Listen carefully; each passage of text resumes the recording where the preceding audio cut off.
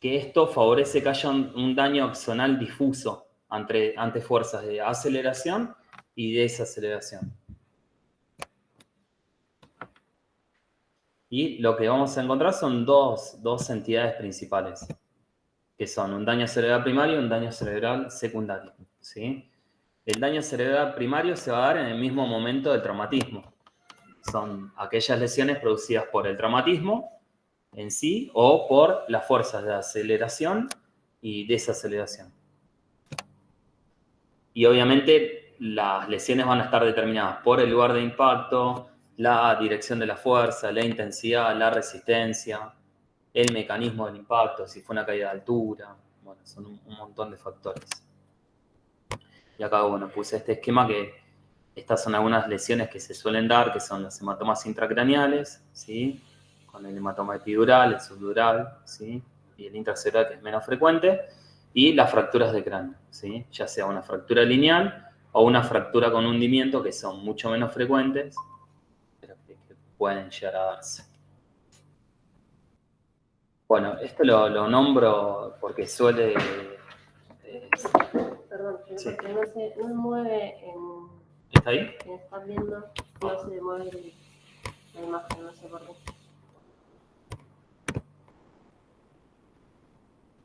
Está presentando, ¿no? Sí. Sí. ¿Quieres que vuelva? Dale. Ah, solo que... La pantalla completa. Pantalla, sí. Sí.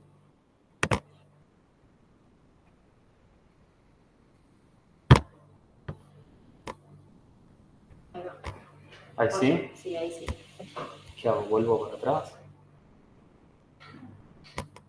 ¿Querés preguntar ahí a ver si algo escucharon? O... Si querés preguntarnos acá porque si esperan este se va a acoplar. Bien. ¿Les parece que vuelva para atrás? ¿Qué es? No, pues estás compartiendo tu pantalla.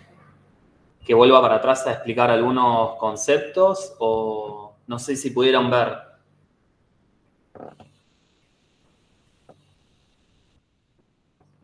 ¿No? Si no, vuelvo un poquito. Bueno, vuelvo para la fisiopatología. No sé si sabrá, porque se había clavado la pantalla. Ahí comparto, ¿no, Juli? Sí, ahí va. Ahí va. Bien. Bueno, entonces, volvemos a la fisiopatología. Como habíamos dicho, son más susceptibles de tener una lesión intracraneal por distintas características anatómicas que son particulares de ellos, que es que el cráneo tiene una superficie bastante importante, o sea, en comparación con el resto del cuerpo. El plano óseo es más fino, más deformable, los músculos cervicales son relativamente débiles y hay mayor contenido de agua y menor de mielina, que favorece que haya un daño axonal difuso frente a fuerzas de aceleración y desaceleración.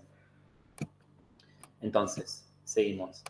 Puede haber dos entidades principales, que es un daño cerebral primario, que es en el mismo momento del traumatismo, ¿sí? Que es el que dijimos que es por el propio traumatismo, por el mecanismo que se produce la lesión, y obviamente va a estar determinado por el lugar donde impacte, la dirección de la fuerza, la intensidad y la resistencia del tejido, ¿sí? Por eso también la mayoría de los traumatismos son más graves en los menores de los 2 años, ¿sí?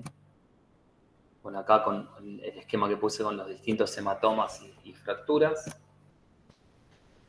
Y bueno, iba a empezar a ver el síndrome de bebé sacudido, ¿sí? Que son lesiones que se desencadenan al agitar el cuello y la cabeza de un lactante sin golpearlo. Es el shaking baby, o sea, lo agarra del tórax y lo sacude, ¿sí? Y lo que se cree es que se producen fuerzas que son equivalentes a una caída de menos de un metro y medio. Pero si lo agitamos y golpea contra un plano duro, es como si fuese una caída superior a 1,5 metros, ¿sí? Y ese es el mecanismo, ¿sí?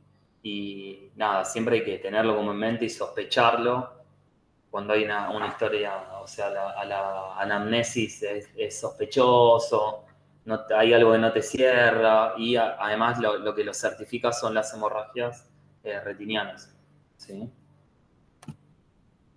Pero suele ser frecuente. Y el daño cerebral secundario que este se va a dar en las horas siguientes al traumatismo, ¿sí? Es todo lo subsiguiente al traumatismo.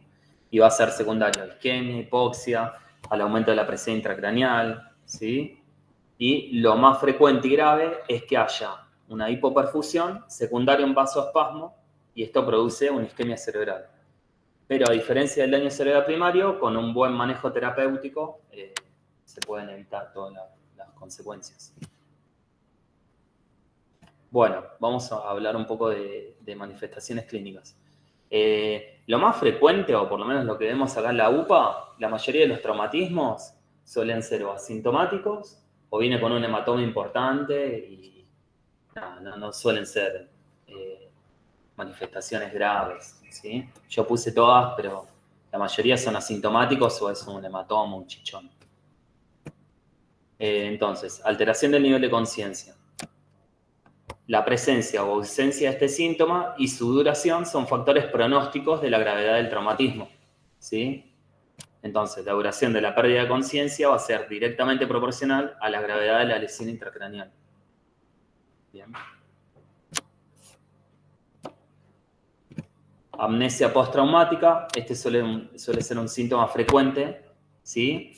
Que la mayor parte de las veces no nos habla de que haya una lesión intracraneal, obviamente que es difícil de evaluar en un niño, ¿sí? Esto es en nenes más grandes. Y lo que tiene en particular es que puede haber lesiones cerebrales que justo estén afectando a la región temporal y tengan este síntoma.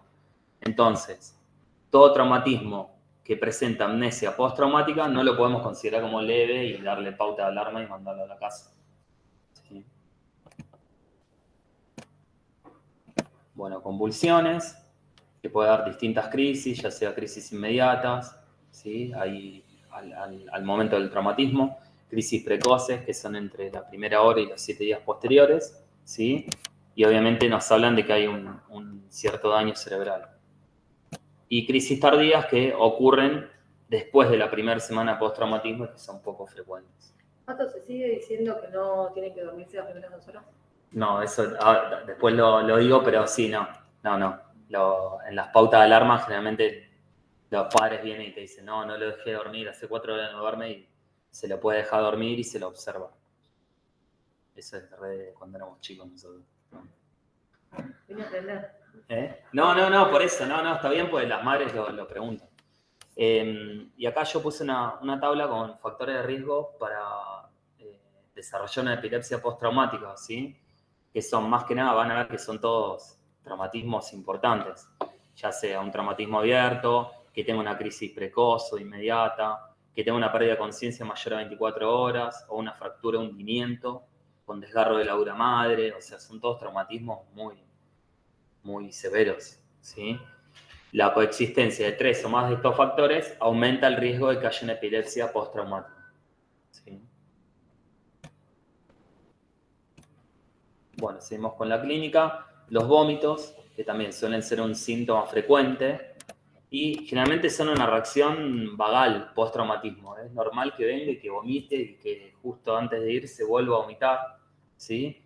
Pero lo que tiene es que también es un síntoma de hipertensión intracraneal.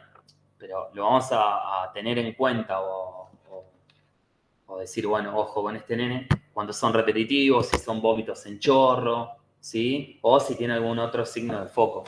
Si no, es un dato más. Bueno, cefalea, también que es difícil de valorar en los niños, ¿sí? Obviamente, de manera aislada también, como los vómitos, no es indicativa de lesión intracraneal, pero si nosotros vemos que es una cefalea progresiva o empieza a acompañarse de otras alteraciones, algún signo de foco, también es para tener en cuenta. Bueno, con respecto al diagnóstico y la evaluación de la gravedad, el objetivo principal nuestro va a ser identificar a aquellos pacientes con riesgo de lesión traumática clínicamente importante, ¿sí? Entonces, los pacientes con mayor riesgo van a ser, acá que lo vemos acá en la punta izquierda, con aquellos que tienen signo de foco neurológico, que tienen una fractura de cráneo palpable, algún signo de fractura de base de cráneo, que ahora podemos hablar, la fontanela tensa, sobre todo en los más chiquititos, ¿sí? La fontanela cargada, o convulsiones, ¿sí?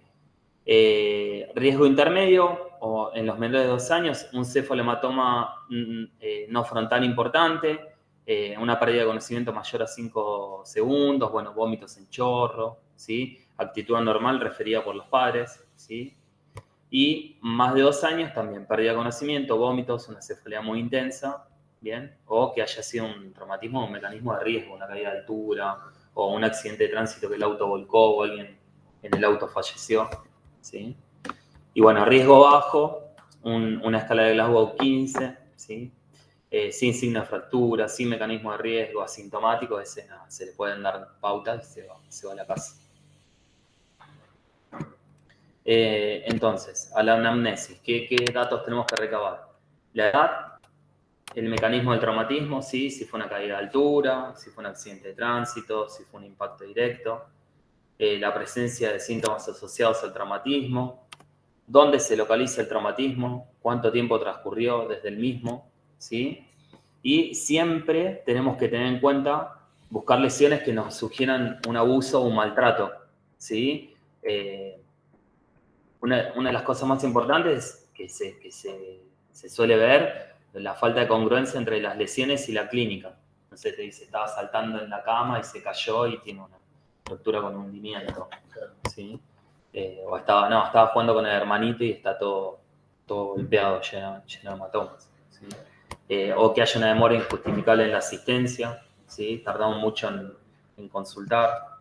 Que tenga alguna lesión geométrica en zonas protegidas, ¿sí? O en distinto estadio evolutivo, que esté llena de hematomas en distintos estadios evolutivos, que los padres no tengan una actitud adecuada o de angustia, ¿sí? O que el niño, el lactante, tenga una conducta fuera de lo habitual, o sea, que esté irritable con los padres y que esté tranquilo con el médico, con las enfermeras, ¿sí? Pero siempre hay que sospecharlo el abuso. Con respecto al examen físico, bueno, esto también volvemos a lo mismo de la semana pasada cuando hablábamos de la evaluación primaria. El ABCDE, ¿sí? Para descartar la existencia o no de riesgo vital y necesidad o no de estabilizar al paciente, ¿sí? Entonces, siempre control de la vía aérea que esté permeable, control cervical, ¿sí? Control de la ventilación, saturación de oxígeno, circulación, bueno, frecuencia cardíaca, tensión arterial, el relleno capilar, para valorar cómo está perfundiendo, control del sangrado, si hubiera algún sangrado activo, exploración neurológica básica, ¿sí? Que acá nos vamos a apoyar en la escala de Glasgow y en las pupilas, ¿sí? Y obviamente siempre la exposición y un examen físico completo, ¿sí? Para buscar otras lesiones o lo que hablábamos recién, algún signo de maltrato. Bueno, con respecto a la valoración del nivel de conciencia, la escala de Glasgow nos permite evaluarlo rigurosamente. Está bárbara la escala de Glasgow. Y vamos a poder clasificar el traumatismo craneoencefálico según su gravedad, ¿sí? Y lo que tiene la escala de Glasgow, esta en particular, es que está adaptada a la edad pediátrica, ¿sí? Van a ver que tiene un ítem menor de 1 año, mayor de 1 año, ¿sí? Y evalúa lo mismo que la escala de adultos: apertura ocular, respuesta motora y respuesta verbal, ¿sí? Y bueno, ya puse una estadificación. El traumatismo leve, nada, es 14-15 puntos de escala de Glasgow, moderado de 9 a 13 y grave menor a 8, que ahí hay que valorar la necesidad o no de intubación braquial, ¿sí? Bueno, después, otra cosa que es importante valorar es la reactividad de las pupilas, ¿sí? Que obviamente las vamos a valorar según la respuesta a la luz, ¿sí? Si son reactivas o reactivas, según la relación entre ellas, ¿sí? Que si son isocóricas, si están anisocóricas o discóricas, y según el tamaño, ¿sí? Si están mióticas, si están midriáticas. Bien. La presencia de una anisocoria generalmente nos habla de una compresión del tercer par craneal, ¿sí? Una lesión grave. Y la presencia de pupilas midriáticas A reactivas nos va a hablar de una lesión a nivel del tronco cerebral. Bien. Entonces, con la escala de Glasgow y la reactividad pupilar, nos va a hablar mucho más de la gravedad del traumatismo. Con respecto a la evaluación secundaria, una vez que vemos que el paciente está estable o lo pudimos estabilizar, vamos a hacer una evaluación secundaria, ¿sí? Buscando distintos signos de foco neurológicos, ¿sí? Y esto volvemos a lo mismo también, hay que hacerlo de forma sistemática, como cuando había una convulsión que lo íbamos revalorando después de pasarle diazepam a ver si paraba la convulsión. Bueno, acá es parecido, ¿sí? Vamos a valorar también la presencia o no de signos de fractura de base de cráneo, ¿sí?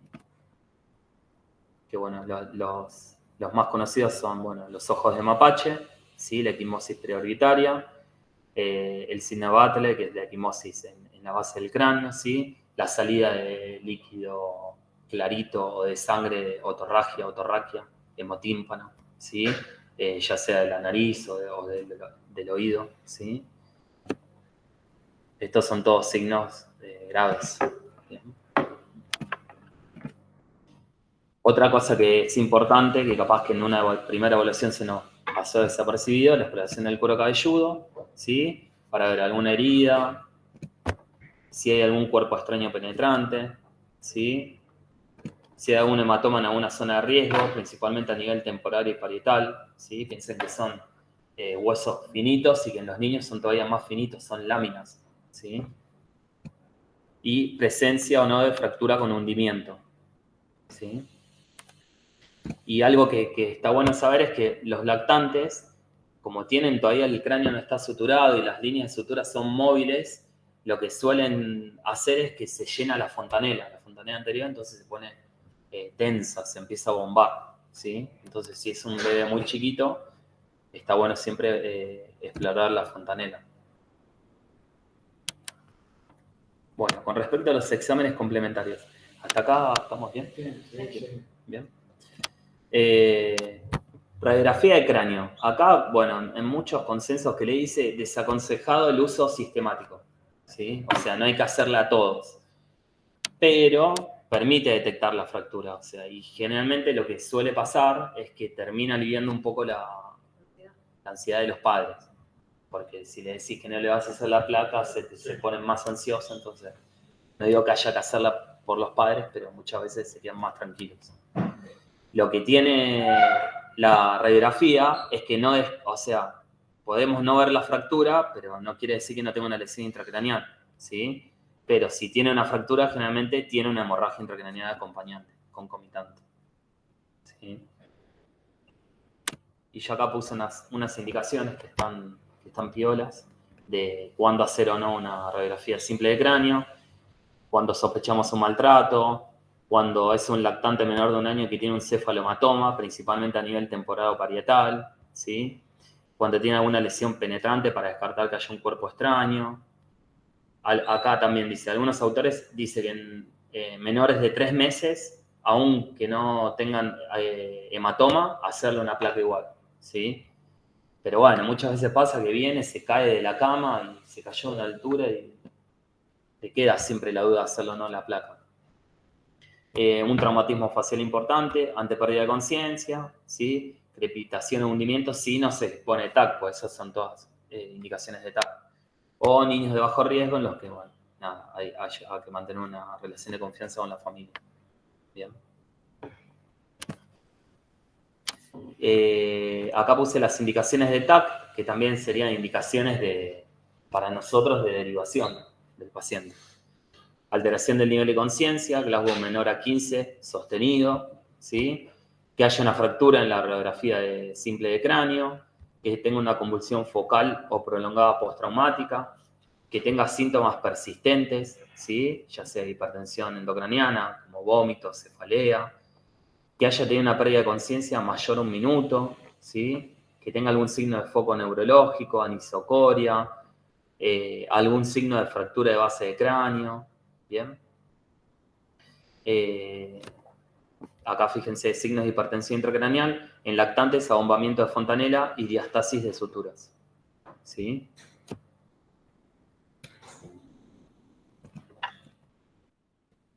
Bueno, con respecto al tratamiento,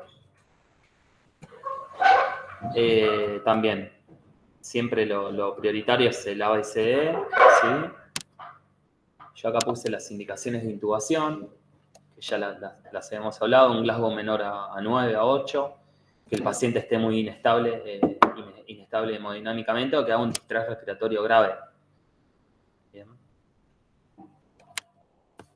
Y bueno, este algoritmo me gustó porque está sencillo, ¿sí? Fíjense que acá, valor del ABCD, siempre control de la columna cervical, más que nada en traumatismos, ¿sí? Accidentes de tránsito, traumatismos importantes.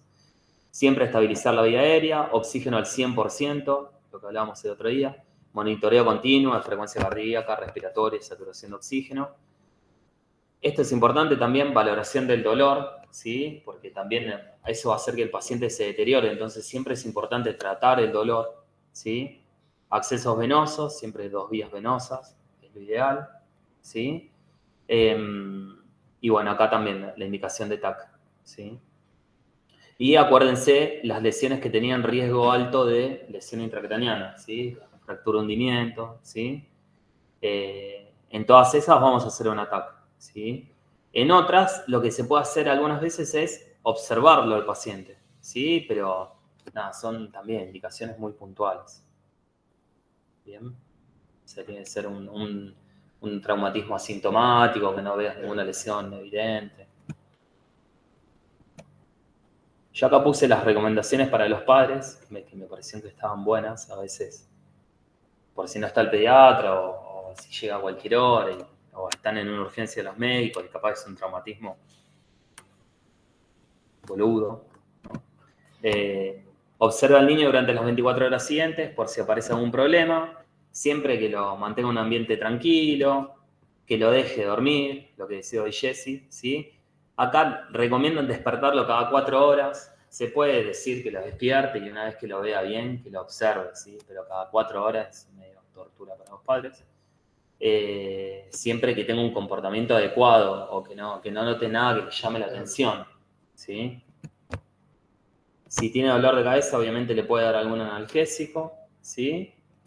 Y después, sí, a transcurridas 2 horas sin vómitos, puede ofrecerle una dieta blanda. Bien. Y las pautas de alarma frente a un traumatismo cráneoencefálico, que tenga una cefalea intensa, que esté irritable, que tenga vómitos en chorro o alguna alteración del comportamiento, del equilibrio, de la visión, del habla, ¿sí? Que haya una dificultad para poder despertarlo o para que esté despierto, ¿sí? Obviamente si tiene algún movimiento extraño, alguna pérdida de fuerza, un signo de foco, ¿bien? Todo esto, nada, nosotros generalmente damos estas pautas de alarma cuando es un traumatismo leve y ante todo, cuando tiene esto, directamente que vayan niños, ¿sí? Pues son generalmente indicaciones de observación en el hospital o de tomografía. Bien. Bueno, eso con respecto a traumatismo. ¿Sí? Bien. Ahora vamos a hablar un poquito de ahogamiento. Asfixia por inmersión. Bien, casi ahogamiento. Bueno, el ahogamiento es la muerte por asfixia debido a inmersión en cualquier medio líquido causada por la penetración de este en el pulmón, ¿sí? Lo que hace que se obstaculice, se complicó, parcial o totalmente, yo sé que nada tenía que poner esa palabra, la oxigenación y o ventilación dentro de las primeras 24 horas del incidente, ¿sí? El casi ahogado, o CAPI, van a ver que le dicen hospital de niños, se utiliza cuando el paciente sobrevive más allá de 24 horas, ¿sí? Entonces, esto por suerte es poco frecuente, pero puede pasar. Es la tercera causa accidental de muerte para todas las edades pediátricas, la segunda en el grupo etario de 1 a 4 años, ¿sí? Generalmente tiene 2 picos de incidencia, que son los menores de 4 años, ¿sí? Que generalmente lo más frecuente es que tengan algún accidente en alguna pileta en la casa o en algún vecino, ¿sí? Y adolescentes, ¿sí? que generalmente tienen algún accidente en un río o en un lago, ¿sí? Y generalmente por tóxicos suele pasar. Como todos los accidentes, incidencia mayor en hombres a todas las edades, ¿sí? 2-1 al año de vida y 10-1 en la adolescencia. ¿Bien? Con respecto a la fisiopatología, la lesión por inmersión lo que provoca principalmente son 4 situaciones, ¿sí? Que van a comprometer la vida de la persona y van a tener una repercusión como sistémica. Va a provocar una asfixia, una isquemia, hipotermia, sobrecarga de fluidos y lesión pulmonar directa, ¿sí? Que lesión pulmonar directa, antes se creía que si el mecanismo era por agua salada o agua dulce, era más grave o no, y ahora está demostrado que es lo mismo, ¿sí? Así que en eso mucho no indagué, ¿sí? Sí hay una lesión pulmonar directa. Bueno, la asfixia va a comprometer los órganos vitales, entonces, a todas las lesiones provocadas por la hipoxia a nivel del sistema nervioso central va a haber edema cerebral con pérdida de la autorregulación, aumento de la presión intracraneal. A nivel de los pulmones va a haber una alteración de la ventilación-perfusión, ¿sí? Con atelectasias, y se va a perder el surfactante y se va a colapsar el pulmón. ¿Bien? Y esto va a provocar una hipoxia. El corazón también va a estar isquémico, ¿sí? Con arritmias, y suele ser infrecuente, pero muy mal pronóstico, la existencia de fibrilación ventricular. Bien. Con respecto a los riñones, fíjense, son todas lesiones por isquemia, ¿sí? Lo más frecuente es que haya una necrosis tubular aguda también, y una necrosis cortical. Bueno, entonces va a haber también una hipotermia, ¿sí? Que la consideramos cuando la temperatura central es menor a 35, ¿sí? Bueno, yo acá puse las distintas temperaturas que puede llegar a haber en el lugar donde se cae. Y con respecto a una clasificación de la hipotermia, puede ser, la podemos clasificar en moderada, cuando es entre 32 a 35 grados, que esto lo que hace es aumenta el consumo de oxígeno por termogénesis, ¿sí? Tratando de compensar. Una hipotermia severa, ya menor a 32, que ya ahí empieza a disminuir el metabolismo celular. ¿Sí? Y una hipotermia muy grave, menor a 28, que ya el paciente está en coma o muere.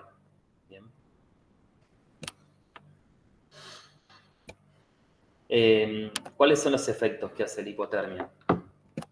Principalmente va a producir arritmias, ¿sí? Hipotensión, shock, deprime el centro respiratorio con apneas, provoca disfunción plaquetaria, plaquetopenia, favorece las infecciones, ¿sí? Ya que deteriora la función de los neutrófilos. Va a haber una hipoglucemia por agotamiento de la reserva de glucógeno. Y lo único que tiene de bueno es que a nivel del sistema nervioso central provoca un efecto protector la hipotermia, ¿sí? Con descenso del metabolismo cerebral y la presión intracraneal. Por eso está bueno, a veces si llega un paciente casi ahogado, obviamente que no haya pasado mucho tiempo, pero con un buen RCP y una buena reanimación, a veces puede recuperarse el paciente con pocas secuelas o sin secuelas, ¿sí? Esto por la hipotermia. Bueno, también va a haber una sobrecarga de fluidos con edema cerebral, signos de hipertensión endocraniana. Puede haber un aumento del fluido alveolar con un distrés respiratorio. Puede haber distensión gástrica, vómitos, ¿sí? Aspiración, alteraciones hidroelectrolíticas. Bueno, eso con respecto a la fisiopatogenia, ¿sí? Con respecto al tratamiento, los determinantes más importantes para una supervivencia neurológica sin secuelas graves son que haya un rescate temprano, ¿sí? Y un soporte vital básico rápido, ¿sí? Acá nos corre el tiempo. Bien. Y siempre RCP de calidad en el lugar del incidente. Es como un poco de suerte. Justo en el lugar donde se produce el accidente, que haya alguien que sepa hacer RCP pediátrico. Bueno, esto lo puse porque es algo que lo suelen hacer y, bueno, la maniobra de Heimlich, acuérdense que era para la aspiración de cuerpo extraño, no se recomienda, ¿sí? Tanto las compresiones abdominales o torácicas para sacar líquido de los pulmones, ya que no está probada la eficacia. Y lo único que hacen es retrasar el inicio de la reanimación. En vez de uno empezar a reanimar al paciente, empiezan a apretarle el tórax para sacarle el líquido. No tiene sentido. Y aumenta el riesgo de vómitos y aspiración. ¿Sí? Y algo que es importante también, siempre collar de Filadelfia, ¿sí? Porque todo paciente casi ahogado es un traumatismo, ¿sí? Así que hay que estabilizar el cuello. Bueno, con respecto al tratamiento, acá sí, por ejemplo, está acá en la UPA. Estamos acá en la UPA. Obviamente, oxígeno al 100%, ¿sí? Bolseo al 100%, o intubación endotraqueal. Bueno, acá recomiendan con balón, ¿sí? Lo posible. Masaje cardíaco. Asegurar siempre el control de la columna cervical, ¿sí? Esto lo puse más que nada como dato de color, pero nosotros acá no va a estar mucho el paciente, pero siempre tratamiento de la temperatura, que aumente medio grado, 1 grado por hora, ¿sí? Sonda nasogástrica para evacuar el contenido gástrico y muestras, generalmente estado ácido base, una glucemia siempre, ¿sí? Pero no vamos a hacerle gran cantidad de muestras al paciente. Acá puse de nuevo los criterios de ventilación mecánica, de intubación del paciente, score de Glasgow de 8 menos. Yo acá puse PO2 de 80, pero es un poquito más baja, ¿sí? PO2 de 70, 60. Inestabilidad hemodinámica, ¿sí? Y algo también que a veces produce controversia o se cree que hay que hacerlo así de rutina, antibióticos no, ¿sí? No se hace, por más que se haya caído al Río de la Plata, todo, no se hace profilaxis, porque generalmente las primeras 48 horas pueden tener fiebre, ¿sí? Igual, obviamente, si se va el niño derivado, ya en el niño lo van a policultivar y lo van a medicar, pero acá nosotros no tenemos indicación como para medicarlo. Bien.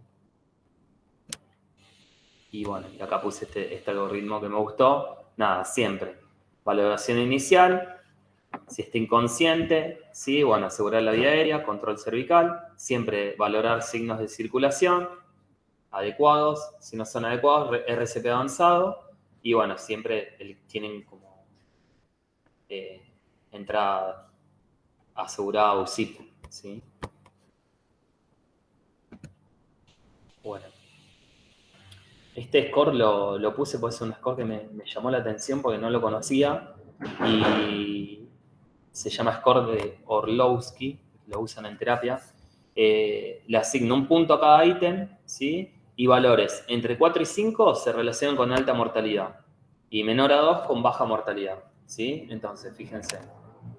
Edad menor a 3 años, tiempo de sumersión mayor a 5 minutos, no resucitación dentro de los 10 minutos del rescate, pH de ingreso menor a 7,10 o coma de ingreso, ¿sí? Coma de ingreso del paciente. Pero bueno, fíjense que súper importante, bueno, la edad y el tiempo que estuvo sumergido, ¿sí? Ya más de 5 minutos es un factor de mal pronóstico, ¿sí? Y siempre la resucitación tiene que ser inmediata, ¿bien? Siempre mejor pronóstico si hay buena RCP en el lugar del accidente, del incidente. Bien. Bueno, hasta acá, ¿alguna pregunta? Con el tema legal, ¿hay que hacer denuncia o algo hasta que vean que sí realmente fue un accidente? Porque yo me acuerdo cuando estábamos en el hospital de niños que había venido, fue a verano, había quedado en la pileta y los médicos hicieron la denuncia para la investigación. Bien. Pero sospechaban maltrato, No, fue una guardia normal y los médicos hicieron la denuncia. A Juli, que sospechaban que Sería que la tarea se va a Y sí, generalmente por negligencia. y por maltrato. Claro. Pero bueno, Chiquito, sí, un No bebé sé si es de chiquito, denuncia obligatoria, Pablito. Si cuando se ahogan, y con el delito habla como testigo, ¿no? Hay- No, a ver, la realidad, lo que dice la ley es que cuando nosotros tenemos la mínima sospecha de que algo haya ocurrido, tenés la obligación de hacer la denuncia. Si tenés la mínima sospecha. Porque es un menor. después de haber sido un menor, un accidente de un menor. Pero ante la duda, yo... Perdón, especial para salir, porque de repente vos decís que traen un chiquito abogado y nosotros acá lo tratamos como abogado, como que hacemos todo, y de repente capaz que el chiquito lo envenenaron antes. Claro, o lo sumergieron. O lo Tal cual, por eso, ¿cómo se maneja en No, este hay que, caso? yo digo de que siempre, cuando viene cualquier individuo, sea grande, chiquito, niño, se conoce cómo murió, o murió acá, pero usted no lo conoce, hay que darle la esa altura altura. del trámite. Sí o sí. Porque ese chico lo van a agarrar y lo van Hay que a... investigar las causas, La si capaz causa, que hay que hacer una lo que se autopsia. hace es ver si tiene líquido dentro de los pulmones. Entonces, si tiene líquido dentro de los pulmones, quiere decir que lo tiraron vivo y se ahogó. Y si no tiene nada, bárbaro. Cuando, por ejemplo, son ahogados no en piletas, sino en ríos, o en el mar, lo que se busca es plancton, tanto en el pulmón como en la sangre. Y eso le da un parámetro de cuánto tiempo estuvo dentro del agua también. Entonces, yo lo que diría, para no comernos ningún quilombo legal, cualquier persona que entre fallecida, se le da intervención a la policía. Siendo menor, también. Aunque la madre jure y perjure que se ahogó en la pileta porque se cayó. Yo no lo sé. Es traumático, a menos que ustedes conozcan a la familia. Que uno conoce a la familia, bueno, listo. Pero y si no, acá estamos en un lugar y puede pasar cualquier cosa. Y lo más lindo es que nosotros, para hacer una gauchada a alguien, esa misma persona te denuncia y van todos presos. Por eso era la pregunta, ¿qué hacemos? Denuncien directamente, sin lugar a dudas. Y si ellos tienen un médico de cabecera que conoce a la familia, ¿me entendés? Y bueno, que venga y te firme el acta de función. Bien. Vamos con las quemaduras. Bueno, ahora vamos a hablar un poquito de quemaduras, que también son súper frecuentes. Por suerte son la mayoría superficiales, leves, las que vienen acá a la UPA. Bueno, también epidemiología. Son una causa importante de muerte y mortalidad accidental en la edad pediátrica. Son la cuarta causa de muerte accidental en la infancia. También frecuentes en los primeros años de vida, ¿sí? El 33% de todas las quemaduras en los niños se producen en el primer año de vida, ¿sí? Entre los 12 y 24 meses de vida. Y obviamente más frecuente en varones de 2 a 4 años, principalmente en extremidades superiores, cabeza y cuello, ¿sí? Y la mayoría van a ser en el domicilio, en la cocina, ¿sí? Por líquidos calientes. Hija. Bueno, para recordar un poco, acuérdense que la piel es un órgano que tiene distintas funciones biológicas, son importantes, sintetiza vitamina D, es una barrera frente a infecciones y otros agentes externos, nos ayuda a regular la temperatura corporal, ¿sí? Y previene la pérdida de líquidos y electrolitos corporales. ¿Bien? Entonces, ante una quemadura, lo que vamos a tener son dos fenómenos principales, que son que aumentan la permeabilidad de los capilares, ¿sí? Y hay una vasodilatación. Los dos fenómenos al mismo tiempo. Entonces, con el aumento de la permeabilidad de los capilares, pasan las proteínas plasmáticas al espacio intersticial, esto produce edema, ¿sí? Disminuye el volumen sanguíneo, esto siempre pensando en una gran quemadura, un gran quemado, ¿sí? Y esto puede llevar a un colapso circulatorio, ¿bien? Y por el otro lado, la vasodilatación va a aumentar la presión hidrostática capilar, también contribuye a formar edema. Este líquido extravasado puede tener en mayor o menor proporción plasma, agua y electrolitos, ¿sí? Y a medida que esta lesión es más profunda y extensa, las pérdidas pueden ser mayores y también aumenta el riesgo de shock, ¿sí? Esto siempre en grandes quemados.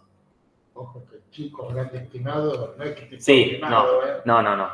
Bueno, Más de 10-15% ya sí, ya es un gran quemado. Bueno, algunas diferencias con el adulto. Tiene más predisposición a la hipotermia, ¿sí? Porque tiene mayor área de superficie corporal y, a su vez, todavía es inmadura la termorregulación. Y la piel de los niños es hasta 15 veces más fina que la de los adultos. Por lo tanto, se quema a temperaturas más bajas y siempre alcanza mayor profundidad. Con respecto a la etiología, vamos a tener 4 tipos principales de quemaduras. Las térmicas, que son las más frecuentes, el 85%. Las eléctricas, que son infrecuentes, pero que tienen elevada mortalidad. Las químicas y las quemaduras por radiación. Las más frecuentes son las solares. También habla de radiación ionizante, pero muy poco frecuente. Bueno, con respecto a las quemaduras térmicas. Generalmente se dan por contacto con un sólido caliente, que es una quemadura profunda pero poco extensa. Esta, la típica, es el caño escape de la moto. Se quemó con el caño escape y viene bien con el muslo quemado, pobrecito. Que es bien profunda pero limitada, ¿sí? O con un líquido caliente, que suelen ser mucho más extensas pero son menos profundas, ¿sí? Que estas son las escaldaduras o la quemadura por contacto con un líquido caliente. Bien, que este es el mecanismo más frecuente de quemadura térmica, que es la más frecuente de todas. Generalmente sean menores de 5 años. Bien. Con respecto a las quemaduras eléctricas, puse muy poquito. Se producen por el paso de la corriente a través del organismo, ¿sí? La mayoría son lesiones profundas en las que el porcentaje de superficie corporal quemada no es indicativo del daño real existente, ¿sí? Y siempre puede haber lesiones por electrocución asociadas. Y en los niños generalmente son manos y boca, ¿sí? Que se llevan toda la boca, entonces suelen lesionar la boca. Bien. Con respecto a las quemaduras químicas, la mayoría van a ser por productos de limpieza, ¿sí? Y yo acá hice un resumencito. Van a dar signos cutáneos, ¿sí? O sea, pueden dar brote en la piel, quemadura, ¿sí? Pero también pueden dar signos neurológicos, dolor de cabeza, mareos, pérdida de conocimiento, signos digestivos, vómitos, diarrea, un aliento que sea particular, que puede tener una quemadura en el labio o en la boca, ¿sí? Signos respiratorios, ¿sí? Falta de aliento, tos, dolor cuando respira, ¿sí? Y a esto generalmente lo que solemos hacer en la guardia, llamamos al centro de toxicología, que ahí yo puse el teléfono, está a las 24 horas, los 365 días del año. Y son súper amables y te atienden a cualquier hora, pues yo he llamado a cualquier hora y te atienden siempre y nada, la verdad que funciona muy bien. Y ellos generalmente te indican si tenés que hacerle un lavado, generalmente te dicen que, bueno, que no, muy pocas veces te dicen que indiques que le provoques el vómito, ¿sí? Casi no se usa más eso, ¿sí? Pero funciona bárbaro, la verdad, el centro de toxicología. Quemaduras por radiación, nada, conocerlas nomás, producidas fundamentalmente por rayos ultravioleta, tras exposiciones solares, ¿sí? Radiaciones ionizantes, y yo acá también lo puse. Siempre diferenciar que no sean lesiones por un maltrato, ¿sí? Porque a veces puede pasar que sean lesiones por quemadura de cigarrillo, con otro objeto, ¿sí? Que no sean en lugares que estén cubiertos. Bien. Con respecto a la clasificación de las quemaduras, las vamos a clasificar según la profundidad, según la extensión, y esto nos va a dar una pauta del diagnóstico, de la terapéutica y del pronóstico, ¿sí? Entonces, según la profundidad, van a ver que quedó como en desuso quemadura de primer grado, segundo grado, A, B, eso. Ahora generalmente se usa según la profundidad superficial, espesor parcial superficial, que afectan menos del 50% de la dermis, espesor parcial profundo, afectan más del 50% de la dermis, espesor total o lesión profunda, cuarto grado, que esto no ya es un quemado, calcinado casi, ¿sí? Lo más importante, la superficial, generalmente tiene eritema o un edema mínimo, blanquea la presión, ¿sí? No tiene flictenas, es dolorosa, ¿sí? Y recupera en 3 a 6 días.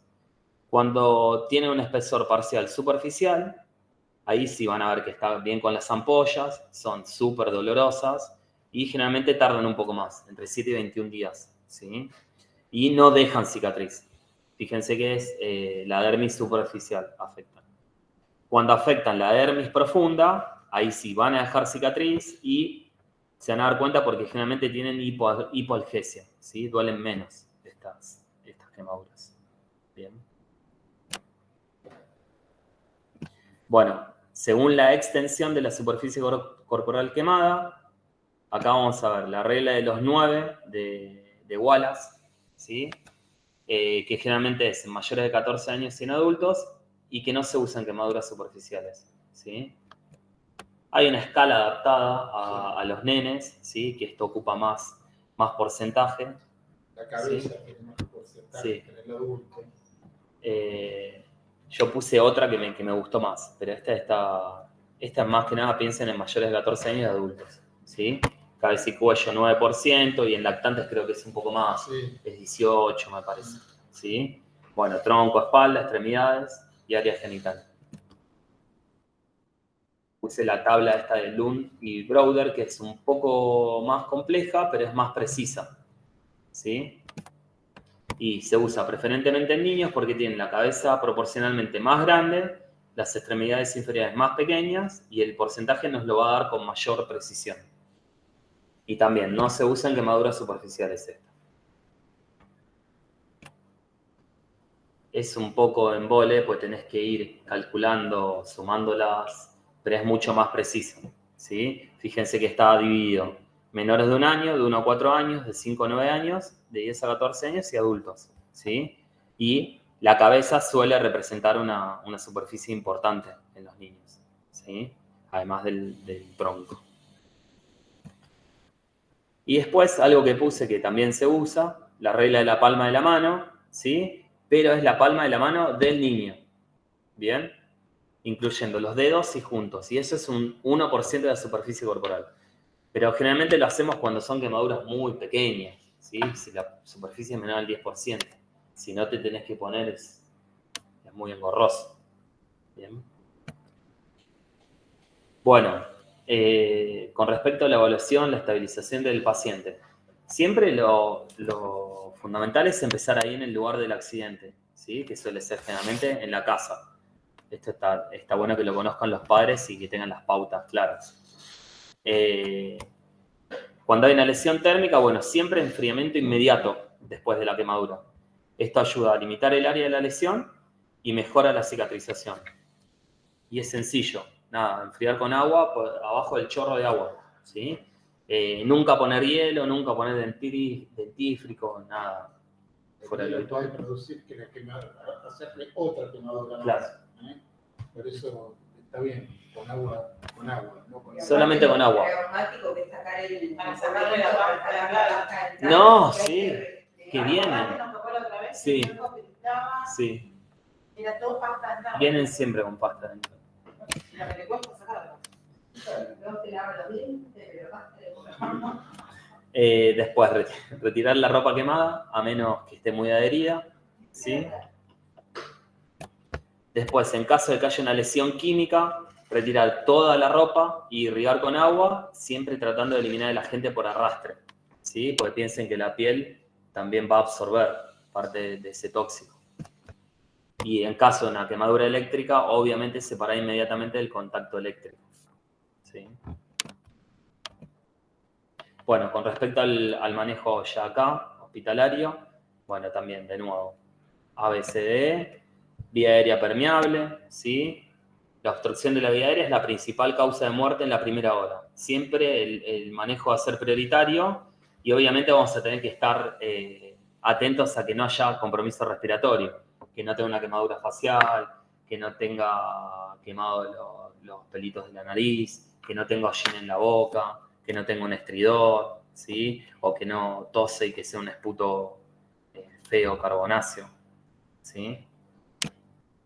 Acuérdense que el edema en las vías aéreas generalmente es rápidamente progresivo, así que hay que valorar intubar o no, ¿sí? Rápidamente, eso es una decisión rápida. Igual, disculpame, Sí. si ustedes tienen un chico con esto, igual que un adulto, Entuban. entuban. Sí. Chicos, no duden, lo entuban, después le sacamos el tubo. Pero si no se muere, Sí, se cierra esa vía aérea y se chao. muere. Claro. Bueno, ventilación, oxígeno al 100%, con saturación continua.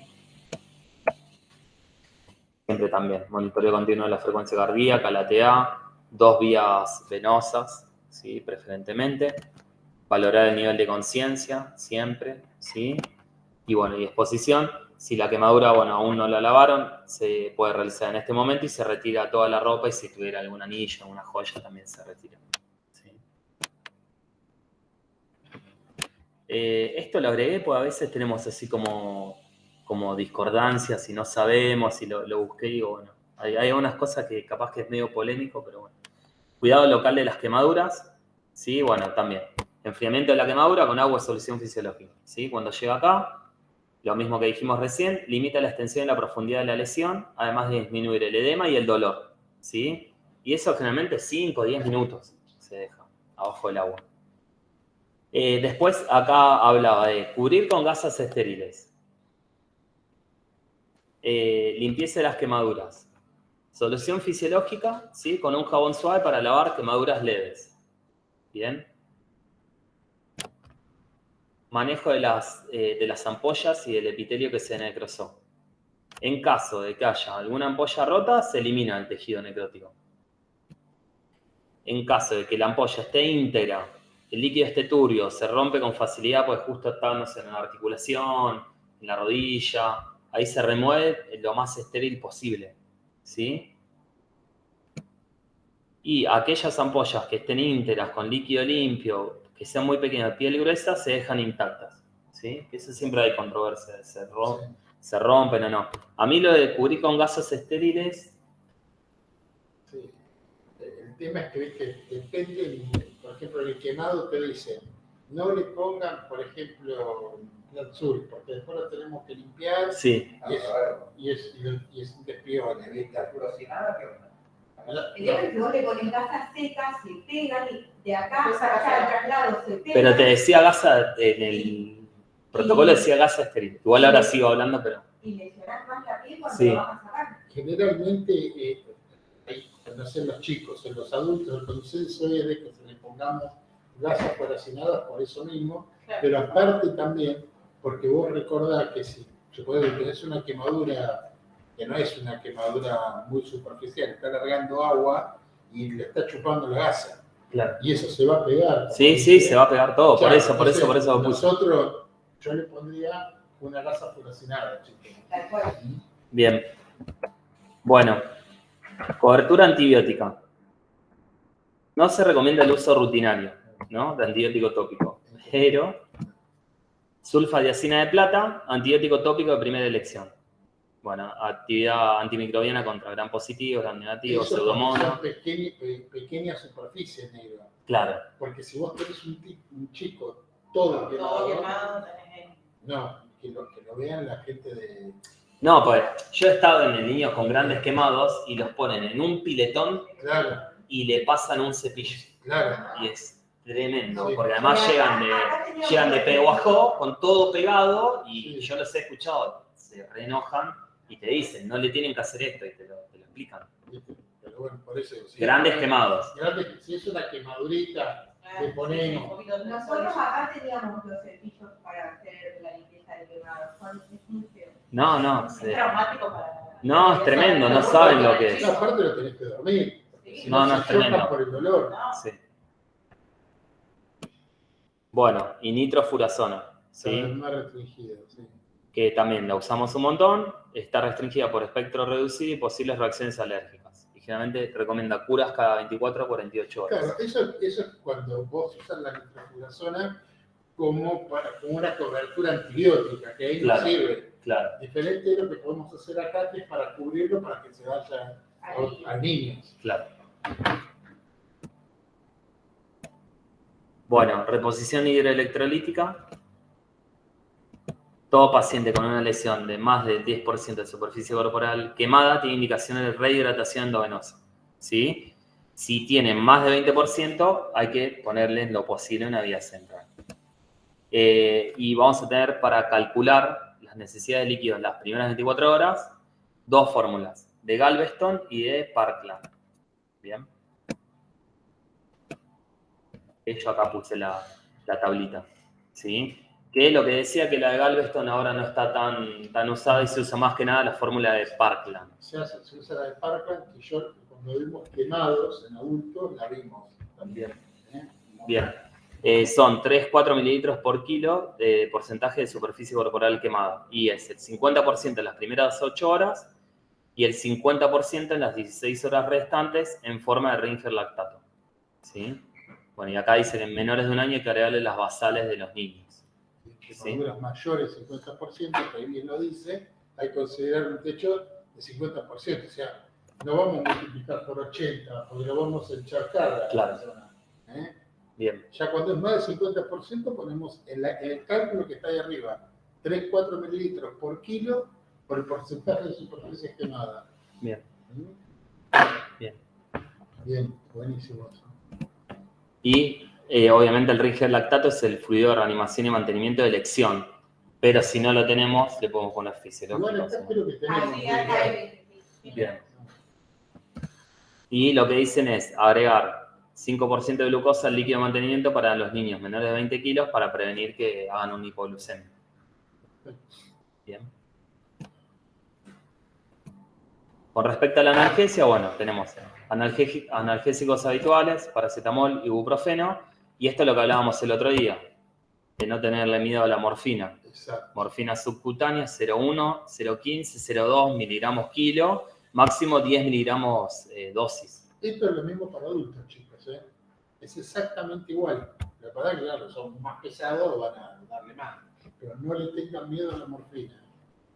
Anda muy, muy bien. Y se usa, hay lugares que en el Garrahan la usan directamente. Sí, directamente. En un montón de lugares, no. Sí, sí.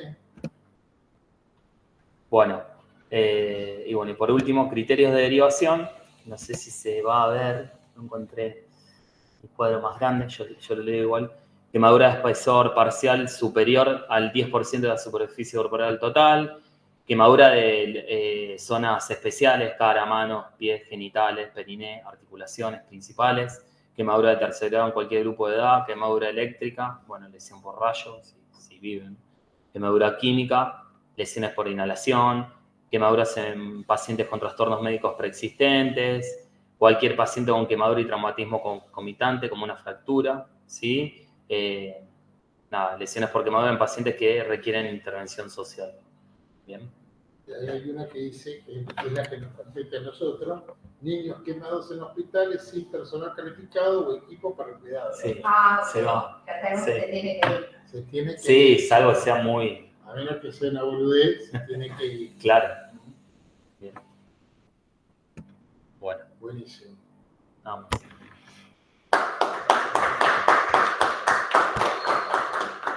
Muy buena clase, Pato. Muy buena.